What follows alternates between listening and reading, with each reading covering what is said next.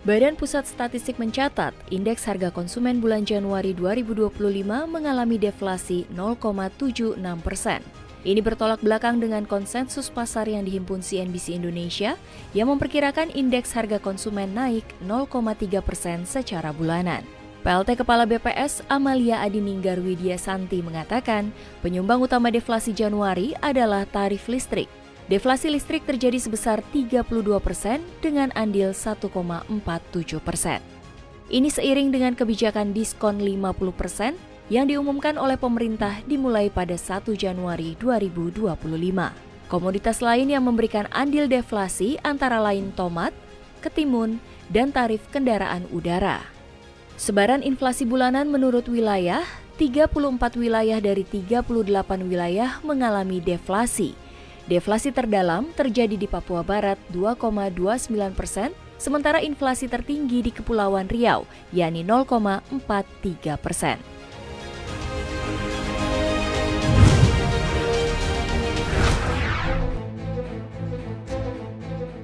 Kementerian ESDM mencatat realisasi investasi di tahun 2024 mencapai 32,3 miliar dolar Amerika Serikat atau 524,8 triliun rupiah. Angka itu naik dibandingkan realisasi investasi di tahun 2023 yang mencapai 29,9 miliar dolar AS. Untuk detailnya, realisasi investasi di sektor listrik di tahun 2024 mencapai 5,3 miliar dolar atau turun dari yang sebelumnya 5,9 miliar dolar AS.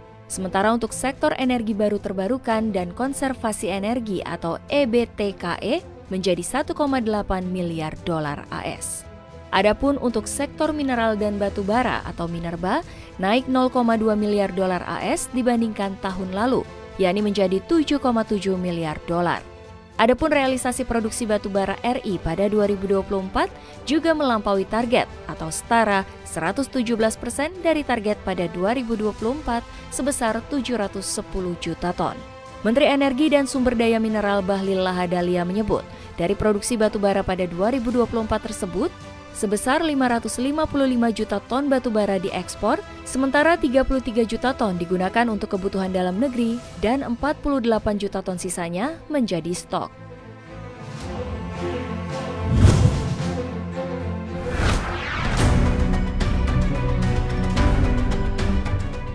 PT Pertamina Persero bersama dengan badan usaha swasta seperti Shell Indonesia, BPAKR, dan Vivo Energi Indonesia resmi menaikkan harga produk bahan bakar minyak atau BBM di seluruh SPBU yang ada di Indonesia per 1 Februari 2025.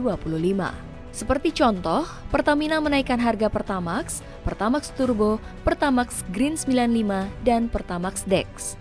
Harga Pertamax naik menjadi 12.900 dari sebelumnya 12.500 per liter. Pertamax Turbo naik menjadi 14.000 dari sebelumnya 13.700 per liter. Tak cuma Pertamina, Shell juga menaikkan produk BBM-nya. Shell Super yang setara dengan Pertamax mengalami kenaikan harga dari sebelumnya 12.810 per liter menjadi 13.350. Kenaikan harga sejumlah BBM ini diikuti dengan stok di beberapa SPBU swasta yang kosong. Menurut manajemen, kekosongan stok BBM di beberapa SPBU Shell tersebut disebabkan oleh kendala dalam pengadaan dan penyaluran BBM ke sejumlah wilayah di Jakarta. Tak hanya Shell, kelangkaan serupa juga terjadi pada SPBU BPAKR di Jakarta.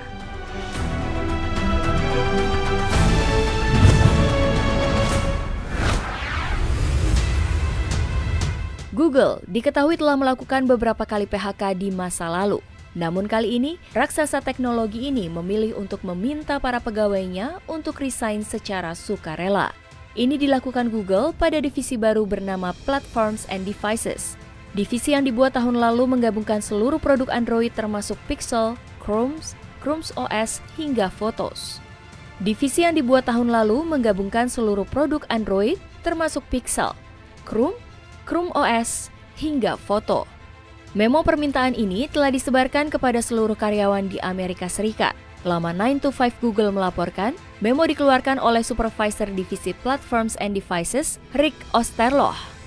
The Verge menuliskan, program resign sukarela ini menawarkan pesangon bagi mereka yang ingin melakukannya. Nampaknya program ini baru ditawarkan untuk divisi Platforms and Devices, belum diperluas ke divisi lain seperti tim research atau AI DeepMind. Google memang telah memberikan sinyal efisiensi sejak tahun lalu. Kepala Keuangan Alphabet, induk perusahaan Google, Anat Ashkenazi menjelaskan, dia akan memprioritaskan efisiensi biaya pada seluruh komponen biaya. Presiden Amerika Serikat Donald Trump resmi melakukan perang dagang season 2 dengan menetapkan tarif impor baru kepada Kanada, Meksiko, dan China. Kebijakan akan resmi berlaku pada Selasa 4 Februari pukul 12.01 waktu setempat. Trump menandatangani perintah eksekutif yang menetapkan tarif 25% untuk barang impor Kanada dan Meksiko serta 10% untuk China. Khusus energi, impor dari Kanada berlaku lebih rendah 10% untuk meminimalkan dampak pada harga bensin dan minyak pemanas rumah tangga. Trump mengenakan tarif tinggi ini dengan tujuan menghambat aliran narkoba dan imigran ilegal ke Amerika Serikat. Pengenaan tarif ini sesuai dengan ancaman yang telah ia lontarkan sejak beberapa bulan terakhir. Tak lama kemudian, Kanada membalas aksi Trump. Perdana Menteri Justin Trudeau menyatakan pihaknya mengenakan tarif 25% terhadap produk impor asal AS. Justin menyebutkan pihaknya mengenakan tarif sebesar 107 miliar dolar AS dikenakan pada produk bir, anggur, buah-buahan, jus buah, pakaian, dan peralatan rumah tangga. Secara terpisah, Presiden Meksiko Claudia Sheinbaum juga memerintahkan langkah tarif balasan terhadap Trump. Sheinbaum juga membantah Trump soal negaranya yang terafiliasi dengan organisasi kriminal.